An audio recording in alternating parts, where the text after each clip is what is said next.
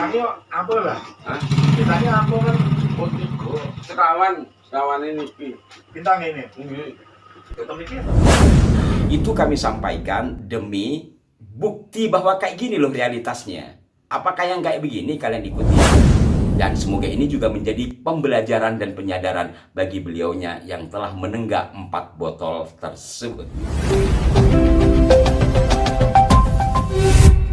Assalamualaikum warahmatullahi wabarakatuh. Salam jumpa, salam sejahtera untuk Anda semua. Salam persaudaraan dari kami Aras 9 Channel.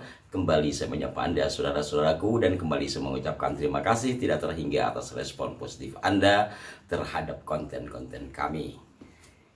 Di tangan saya ini adalah buku Pemberontakan Petani Banten 188 ya, 1888, tapi saya tidak bahas ini karena sudah 3 tahun yang lalu kami bahas ini. Ini sekedar saya perlihatkan kepada Anda bagi sahabat-sahabat yang mau membahas tentang persoalan geger Cilegon, jangan lupa baca buku ini ya.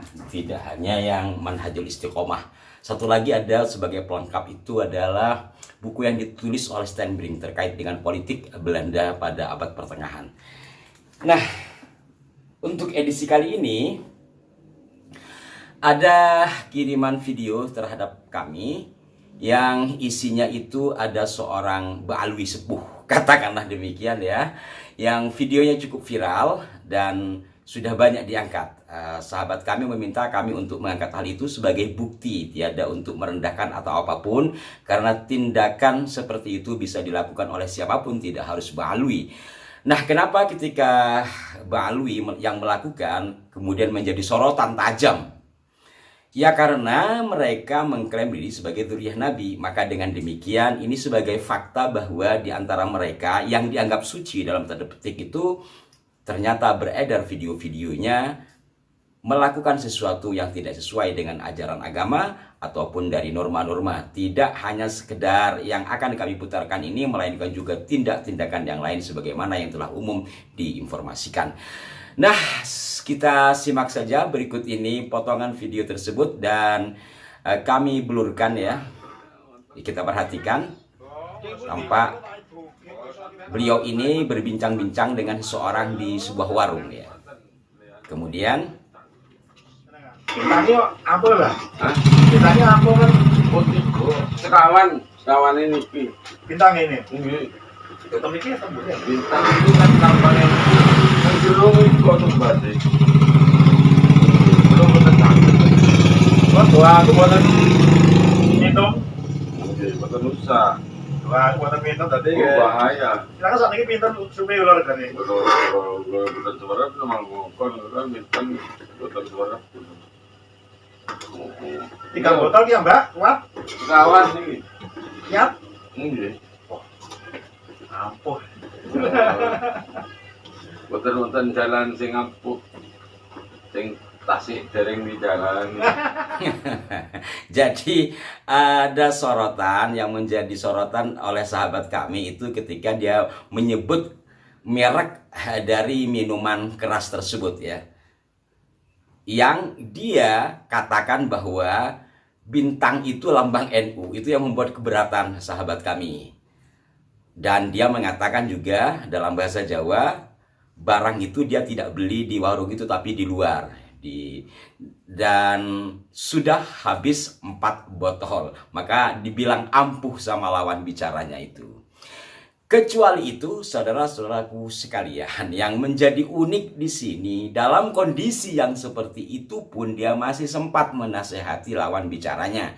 Yang kami tidak tampilkan gambarnya ya, hanya audionya. Aslinya kami memiliki lengkap, tetapi yang kami tayangkan yang sesuai dengan kode etik jurnalistik lah. Intinya bahwa informasinya seperti itu. Ada Ba'alwi sepuh yang menghabiskan 4 botol minuman keras, tetapi di sisi lain dia pun masih sempat memberikan nasihat kepada lawan bicaranya dan masih nyebut-nyebut maksiat. Dari keluarga. Oke, kok. Aduh, mungkin injing kiamat. Betul ya? Betul. Kiamat boten ngrasakaken ini. Ayo nama dari kantor ini ya. Pun nonton ngrasakaken. Bolak balik. Oh, itu bahaya. Bolak balik. Maksudnya keluarga. Keluarga niku sami kali pedaringan. Ini. Jangan ngerebutan keluarga, buatan diberasakan, buatan jaringan. Sebalik tapi buatan memiliki. Memiliki, kata saya kenal itu enak loh. Kata saya kenal buatan enak. Buatan usah, sampai kan bolak-balik kan mungkin maksiat. Buatan usah itu sampai keluarga. Masya Allah, jadi keluarga. Nah, saudara-saudaraku sekalian, ini sekali lagi adalah potret realitas yang terjadi di negeri ini, mungkin di negeri-negeri yang lain. Bahwa tiada maksud untuk merendahkan, saya garis bawahi siapapun bisa melakukan itu, tidak harus Habib. Tetapi kenapa kalau Habib menjadi pembicaraan? Karena ya itu tadi, kembali kepada klaim mereka. Sehingga dengan ini, walaupun tidak harus menjadi bukti dzurriyyah Nabi itu tidak pernah bermaksiat, tetapi setidaknya dari klaim-klaim yang begitu masif dengan kelakuan mereka, walaupun hanya sebagian ya, oknum katakanlah demikian, tapi dikatakan oknum tapi banyak, begitu nanti komentator kita mengatakan. Ya seperti itulah realitasnya. Dan ini juga sebagai jawaban kepada sejumlah komentator kami, termasuk ada yang dari Madura nampaknya. Kemarin sempat menggunakan bahasa Madura, dianggap kami ini membenci kalangan mereka. Begitu bencinya kamu terhadap golongan mereka. Tiada maksud itu, saudaraku ya. Tidak boleh kita membenci siapapun kecuali kelakuannya yang tidak sesuai dengan ajaran agama ataupun norma-norma yang berlaku. Itu kami sampaikan demi bukti bahwa kayak gini loh realitasnya.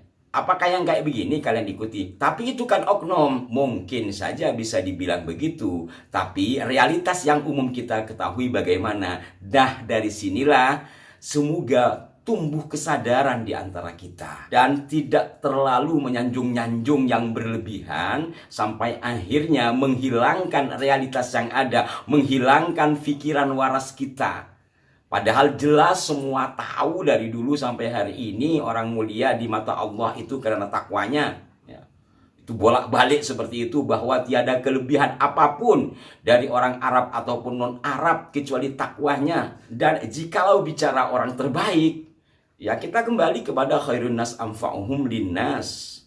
Namun sampai hari ini nyatanya kaidah Al-Quran, kaidah hadis, makalah para ulama berkenaan dengan kedudukan manusia ini terabaikan karena yaitu tadi doktrinal yang begitu kuat sampai-sampai mereka buta akan realitas yang ada. Kita dengan sebisa mungkin memberikan penyampaian-penyampaian dengan harapan tumbuh kesadaran, malah dianggap mendebarkan kebencian.